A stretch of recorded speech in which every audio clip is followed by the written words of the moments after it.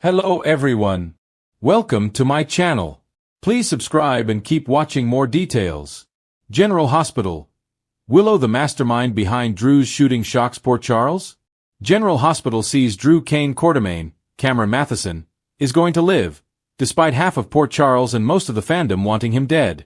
But now I'm wondering, based on some recent hints and Easter eggs in the episodes, whether Willow Tate, Caitlin McMullen, might be the mastermind behind his shooting. We're going to talk about some of the red flags that point to Willow as the shooter who might have put 2 bullets into Drew so that she could frame Michael Corinthos, Rory Gibson, in a 2 birds 1 stone plot. General Hospital shooting. The investigation heats up. Right now, Anna Devane, Finola Hughes, Harrison Chase, Josh Swickard, and Dante Falconeri, Dominic Zamprogna, are hot on the trail of who shot Drew, and Michael is one of those at the top of the list. Willow is too, but I think they are more intent on Michael. And they're about to be digging into Curtis Ashford, Donnell Turner, and others soon. Drew is awake. And he really wants Michael to go down for it. But it would be wild if it's somebody much closer to home and much closer to Drew's heart who shot him. Willow's sudden change of heart. A red flag?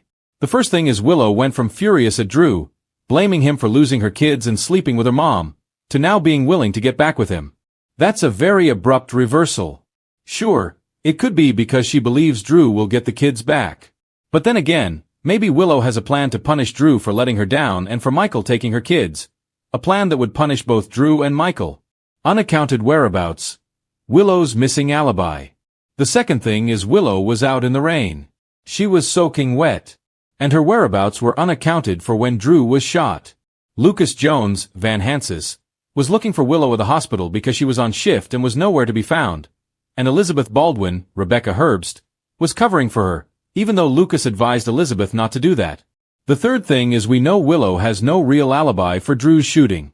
Nina Reeves, Cynthia Watt-Rose, said they were out for a walk together, but the cops don't seem to buy it. Willow suspected that Nina was just looking to get an alibi for herself. But the fact of the matter is, nobody knows where Willow was when Drew was shot.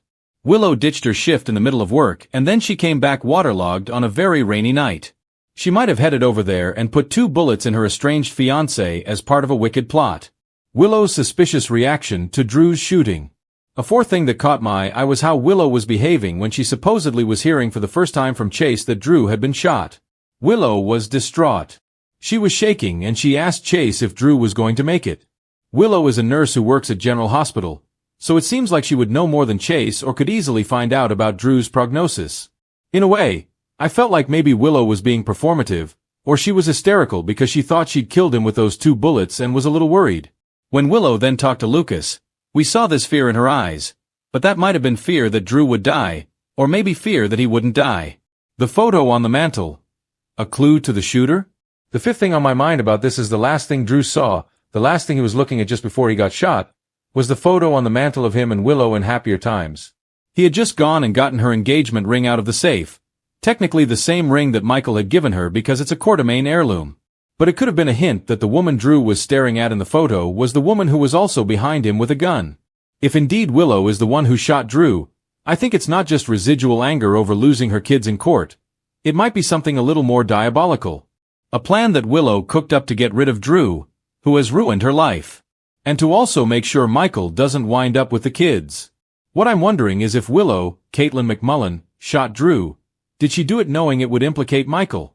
I think so. Willow's desperation. A motive for murder? Willow might have cooked up this plan right after Chase told her that Judge Heron was dead, which would lower her chances of getting visitation with Wiley Quartermain Corinthos, Viren Weaver, and Amelia Grace Corinthos, Sequoia and Serenity Mork-Mako. Willow might have felt this urgency to change the narrative. Plus, Drew's threats about the judge being bribed weren't making any headway with anybody to get her visitation. At that point, Willow was completely desperate to make sure that she wasn't kept apart from her kids permanently. Getting both Drew and Michael out of the way could make it happen. Drew's frame-up plan. Willow's hidden agenda? Now that Drew is conscious, he is already thinking how to spin this to help Willow. It's not like Drew would ever suspect that Willow would shoot him. So, she may just be rolling with this twist and making the best of Drew surviving the 2 bullets. That could be why Willow easily agreed to Drew's plan to frame Michael for shooting him, whether he did it or not, because that might have been Willow's plan all along. Drew said that's best for Willow. And he plans to conveniently get back his memory that Michael was in his house and is the shooter. Drew said he would do that when the timing is right. Willow told Drew she's on board if it's going to help her get her kids back. But again, this might have already been Willow's plan. She might be a step or two ahead of Drew and was already plotting Michael's downfall. The drug framing plot. Michael's blood work. Also, remember Willow is a nurse. And they made a big deal of Michael being up at the hospital for routine blood work. Willow might also be planning to keep up with another of Drew's plots to make Michael look like an addict. That routine blood work can't be for nothing. Or why would they even mention it? When Drew mentioned, more than a month ago, maybe 6 weeks ago, about using Portia Robinson, Brooke Kerr, to frame Michael as an opioid addict, Willow was totally on board then. So, she might be doing that. Jacinda's alibi. A setup for Michael? What's interesting is Jacinda Bracken, Paige Herschel, was caught out with Drew, Cameron Matheson, when he was on ketamine. And now, very conveniently, Jacinda just happens to be Michael's alibi for the shooting when we all know he was near Drew's house that night, all alone, thinking mean thoughts. If you recall, Jacinda told Michael she came back to Port Charles to blackmail Drew. She didn't mention Portia and Nina, which is where she went to ask for money. So maybe that part of what Jacinda said is true. Or maybe Willow contacted Jacinda and offered to pay her to help pull off this scheme. Willow might have planned when she would shoot Drew and set up Jacinda to run into Michael knowing he'd need an alibi for the shooting. Willow might have even paid Jacinda to drop some drugs into Michael's drink when he wasn't looking so his drug test would show positive for opioids. The corridors of General Hospital have always buzzed with whispers of betrayal, secrets, and hidden agendas. But nothing could prepare Port Charles for the earth-shattering rumor now sweeping the town. That sweet, soft-spoken Willow Tate Corinthos may not be as innocent as everyone once believed. Instead, she could be the cunning mastermind behind Drew Kane's shocking shooting. It sounds unthinkable. Willow, the gentle nurse who dedicated her life to helping others, plotting such a cold, calculated move? Yet as evidence and suspicions mount, the town finds itself spiraling into paranoia, unable to reconcile the devoted wife and mother they know with the possibility of a secret schemer hiding in plain sight. A shocking turn in Drew's recovery. Drew Kane's shooting rocked Port Charles to its core. Many assumed the attack was another ripple in the long-standing mob rivalries that plagued the town. Fingers pointed toward Cyrus Renaud, Brennan's shadowy network, and even Sonny Corinthos himself as possible connections. But as Drew recovered and his memory began piecing together fragments from the night of the attack, new details emerged. Drew recalled a familiar voice. Soft, almost soothing. Nothing like the threats he'd endured in past battles. He remembered a figure in the shadows, someone who knew the back corridors of General Hospital far too well. And most haunting of all, he swore he heard the words, "This isn't personal, but you can't be trusted." Those words now echo across Port Charles, twisting in the air like poison. Michael's nightmare. For Michael Corinthos, the idea that his wife could be involved is unthinkable. He's defended Willow time and time again, fighting for her health, her safety, her family. But when law enforcement quietly began investigating her whereabouts on the night Drew was shot, Michael's picture-perfect life suddenly shattered at the edges. Michael remembers Willow sneaking out that night, insisting she had an emergency call from the hospital. At the time, he didn't question her. Willow was dedicated to her job. But now, he can't shake the nagging thought. Was she really at the hospital, or somewhere else entirely? Adding to his torment, Michael's feud with Drew over ELQ shares has been simmering. Could Willow have acted on his behalf, protecting his corporate legacy while he remained oblivious? If so, her sacrifice may have been meant as a twisted gift of loyalty, a gesture that now threatens to unravel everything they've built. Nina's moment of triumph. No one is more eager to fan these flames than Nina Reeves.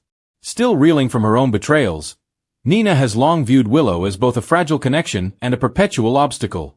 The mother-daughter bond she fought to have has always been strained by Willow's loyalty to Michael. So when whispers of Willow's potential role in Drew's shooting surface, Nina seizes the opportunity. In her mind, this revelation is poetic justice. Michael's saintly wife, the woman who cast judgment on Nina, exposed as the ultimate betrayer. Everyone in this town sees her as some angel, Nina snaps to Ava, her eyes flashing with vindication. But angels have wings sharp enough to cut. Willow knew what she was doing, and for once, Michael's going to have to face the truth about the woman he married. Sonny torn between loyalty and logic. Sonny Corinthos finds himself caught in a moral bind. On one hand, he can't fathom Willow orchestrating violence. On the other, the evidence can't be ignored. Sonny's instincts, honed by decades in the mob, tell him something is deeply off. He remembers how protective Willow has always been of Michael, how fiercely she's guarded her family. Could she have decided Drew was a threat, not only to Michael's business interests but also to their family's safety? When Sonny quietly approaches Willow, asking her where she really was that night, her sudden defensiveness only deepens his suspicions. For once, Sonny wonders if the most dangerous enemies are not across enemy lines, but right inside his family circle. Willow's secret confession. Behind closed doors, Willow's mask begins to crack. Late at night, she paces the Corinthos' living room, guilt clawing at her every breath. She whispers to herself, tortured by the weight of her choices. "You weren't supposed to get hurt, Drew. You weren't even the target." Her words suggest a darker layer to the plot. Could Drew's shooting have been an accident? Was someone else meant to fall that night? Someone closer to her than anyone realizes? Speculation swirls. Did Willow intend for Nina to be silenced once and for all? Was this part of a desperate plan to protect her children from the chaos Nina has unleashed? Or was it a misguided attempt to shield Michael from threats to his ELQ empire? Portia's discovery. Portia Robinson, ever the diligent doctor, stumbles across an alarming piece of evidence while reviewing hospital records. A restricted medication, logged under Willow's code, was checked out the night of Drew's shooting. The drug.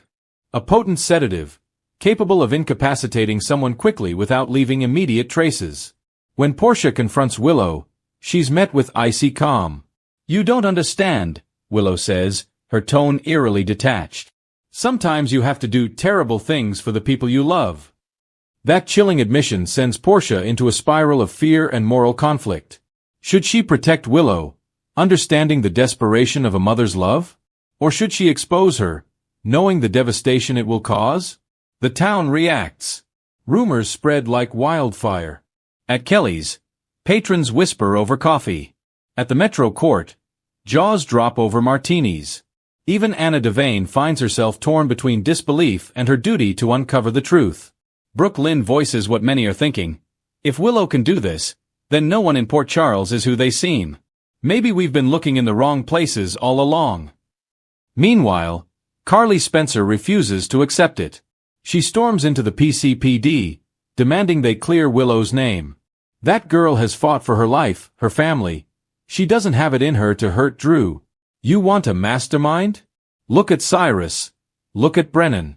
But don't you dare put this on Willow.